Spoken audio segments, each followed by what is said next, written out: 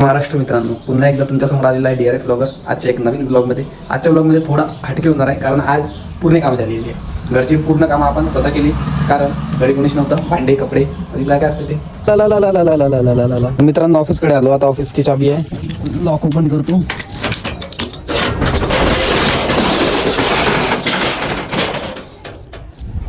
जुगाड बघा, काल गेट नव्हता लागत तर आम्ही या दोर बांधून ठेवला हँडलला. मस्त जुगाड आहे ना. गाडी चाबी आपली ओमनी. ओ मनी, असे जुगाड काढावं लागते मित्रा. लाईफ खूप कठीण आहे. अरे बापरे, बोर्डाची बटन बंद करून बोर्ड काढावा. चार्जिंगचा बोर्ड काढला. आता ह्याला पण सोडा. काही जाताना आपली वेळ झालेली आहे जायची. म्हणजे कुठे? QCच्या सेंटरवर.